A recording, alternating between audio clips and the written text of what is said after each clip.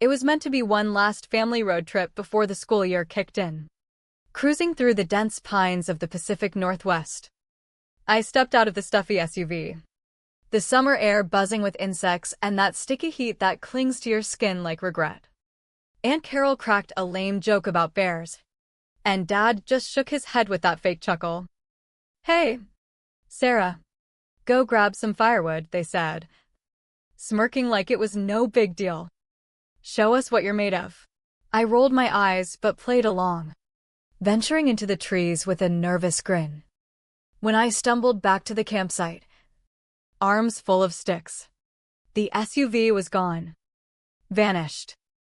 At first, I laughed it off, typical family prank. Right? They'd pop out any second, yelling, "Gotcha." But the only sound was the wind rustling leaves. I sat on a stump, waiting. Minutes turned to hours. The sun dipped low, painting the sky blood red. Night swallowed everything. They never came back. The dawn light filtered through the branches like a cruel spotlight, highlighting every mosquito bite on my arms, every damp spot on my clothes from the dew-soaked ground. My stomach twisted in knots, empty and aching. My throat parched like I'd gargled gravel. I rubbed my eyes, praying it was a nightmare. But the empty clearing stared back, mocking me. No tracks. No echoes of laughter, just isolation. I started walking, feet dragging through underbrush, my flip-flops snapping after a mile or so. Barefoot now. Every step sent jolts of pain up my legs. But I pushed on, driven by a mix of fear and denial. The sun beat down mercilessly, turning my skin raw and my vision blurry. I waved at phantoms in the distance, shadows that might be cars or people. But nothing. Tears came, but they evaporated before hitting my cheeks. When I spotted the rundown gas station on a forgotten stretch of highway, it felt like a hallucination, a faded sign flickering open, pumps rusted at the edges. I shoved the door open, the bell tinkling like a weak alarm. The guy behind the counter, an older man with a faded name tag reading Hank, looked up from his crossword puzzle. "You okay there, kid?" His voice was gruff, but not unkind. I nodded, though my legs wobbled. "Phone?" He slid over the corded landline without a word. I dialed Mom's cell, straight to voicemail. Tried Dad. Nothing. Aunt Carol's line rang endlessly. I left a message. Voice cracking, "I'm fine. I think. Don't know where I am. Come get me." Hank handed me a styrofoam cup of water and half a turkey sandwich from his cooler. "Lost? Sort of," I muttered, collapsing onto a stool. That night, he let me crash on a bench in the corner. The hum of the fluorescent lights my only company.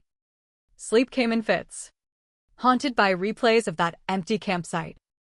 I clung to hope it'd all blow over, that they'd show up with apologies and hugs. But hope has a way of fraying when reality sets in. By day 3, Hank let me bunk in the storage room out back, a cramped space smelling of motor oil and stale cardboard, with a lumpy cot that sagged in the middle. He tossed me chips and soda, and I pitched in, mopping floors, restocking shelves. I told him my name was Sarah, but kept the rest buried deep.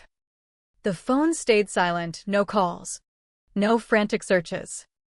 On the 4th day, I overheard him on a call while I was sweeping. "Yeah. She's still here. Maybe 16. Looks rough. Says family ditched her, probably don't want her back." Pause. "Can't keep her forever. This ain't a charity." The words hit like a gut punch, confirming the whisper in my head, unwanted, forgotten. That night, as Hank's snores echoed from the front, I grabbed a leftover apple and a water bottle, slipped out the side door into the chill. No tears this time, just a numb resolve. I'd never wait for anyone again. They abandoned me once, no second chances. The city lights of Seattle loomed after what felt like an eternity of hitchhiking and walking. My feet blistered and bloody, clothes reeking of sweat and despair. The urban sprawl swallowed me whole, people rushing past without a glance. The noise a chaotic symphony that made me feel even smaller. I curled up in an alley behind a supermarket that first night. Dumpsters my only shelter. Rats skittering like unwelcome thoughts. The concrete leached the last of my warmth. Hunger gnawing at my insides. Morning brought no relief. I hovered near the back door. Too ashamed to beg. Hoping for scraps. Luck struck when a middle-aged woman with kind eyes and calloused hands emerged. Trash bags in tow. "You all right, honey?" she asked. Voice soft like a lifeline. I managed a nod. She handed me a bag of day-old bagels. "I volunteer at a shelter downtown. Come on. Let's get you some real food." Her name was Martha. The shelter was a no-frills spot, a community center with long tables, steaming pots of chili, and mismatched chairs. The meal burned my tongue, but it was heaven after days of nothing. I ate slow, hiding my desperation. Martha watched, then asked gently, "Name?" "Sarah," I whispered. "I'm 18. She arched a brow but didn't press. "Need a bed?" That night, I slept in a converted storage room, clean sheets, a fan whirring softly. For the first time in weeks, I wasn't exposed to the elements. Days blurred into helping out, washing dishes, folding linens, learning to portion meals on a shoestring budget. Martha's partner, Luis, was quiet but slipped me oversized sneakers from donations. No one pried into my scars. I was just another runaway in a sea of them. But safety felt fragile, like glass under pressure. Then came the social worker one rainy afternoon, a sharp-dressed woman with a clipboard and questions. Martha's expression tightened as she whispered, "Sarah, head to the back. Stay put." Hard hammering. I eavesdropped through the thin wall. "She's 18. Helps out. Good kid. ID? If she's underage, we report it. Runaways belong somewhere." Silence. My hands trembled, the thought of being dragged back to that family. That betrayal ignited panic. I didn't wait. Grabbed my meager belongings, a hoodie, a blanket, some crackers, and bolted into the downpour. Back to the streets. Invisible again. No more trusting handouts. I'd rather scrape by alone than risk being saved into the arms of those who tossed me aside. I shed Sarah that day, becoming just Emma at a dingy motel on the outskirts. No ID required. Just crumpled bills from odd jobs. I ghosted through life, bussing tables at greasy diners that paid cash, folding laundry at motels, stocking shelves at night markets. Talk little, work hard, vanish before questions arose.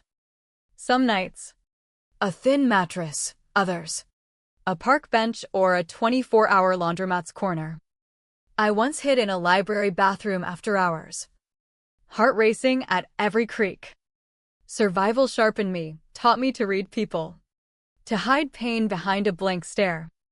Birthdays passed unmarked, save for a notch in a cheap notebook. 17, 18, 19, 20. At 20, I splurged on a vending machine cupcake. Lit a lighter for a wish in silence atop a fire escape. No family fanfare, just the city's hum. For once, it felt like power, not loss.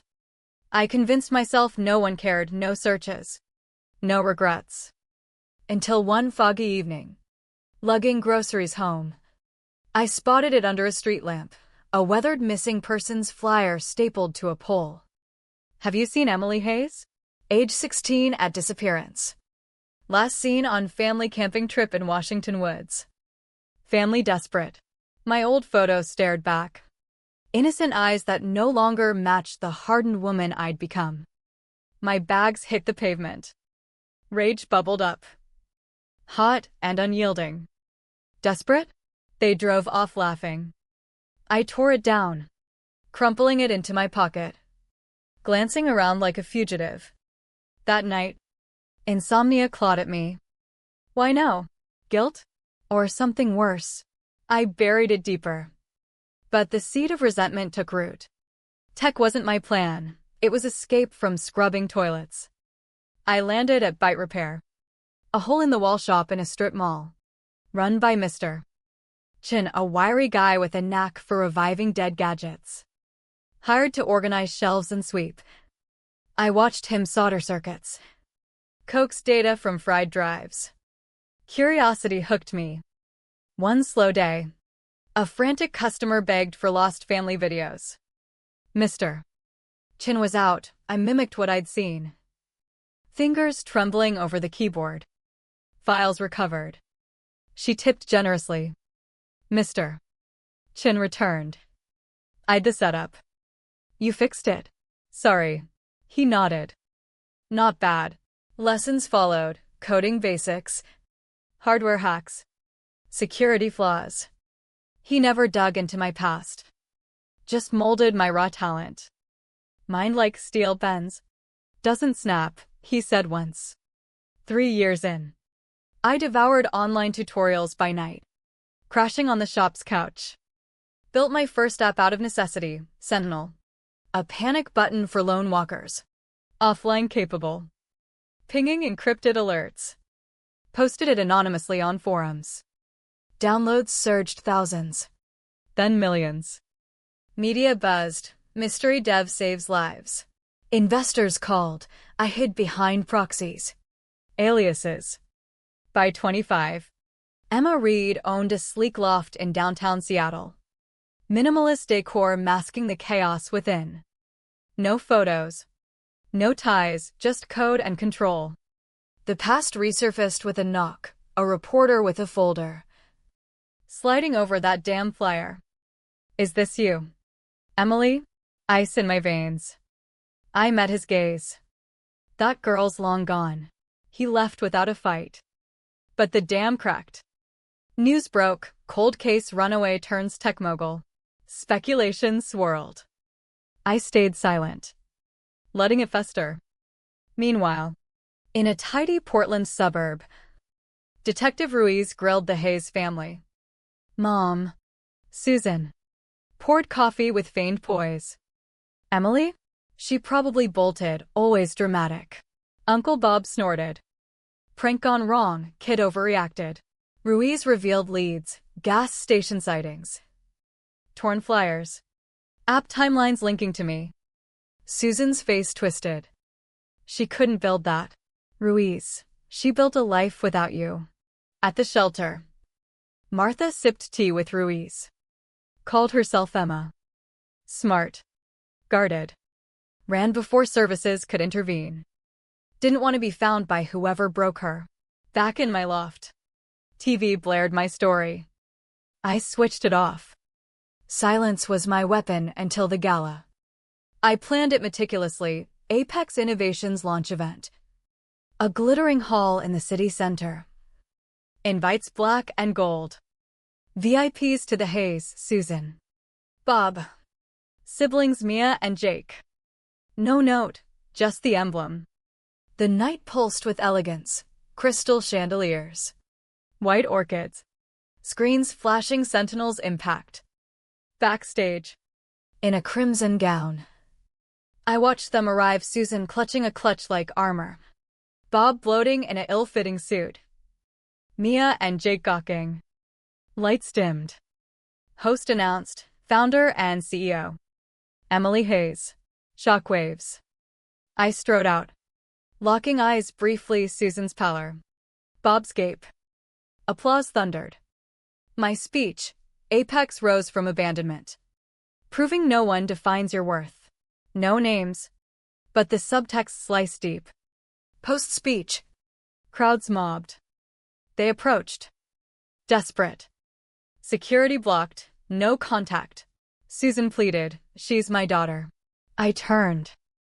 You left me for a laugh. Thought I'd wander back. Bob, come on. It toughened you up, look at this empire. My voice steel. It cost my innocence. My trust. Streets. Starvation. Silence. Susan teared. Mistake. Choice, I corrected. Cameras caught it all. I walked away. Their pleas fading. The abandoned became the abandoner. Pain didn't destroy me, it forged armor. But in quiet moments, the scars ache. A reminder, revenge heals nothing, it just evens the score.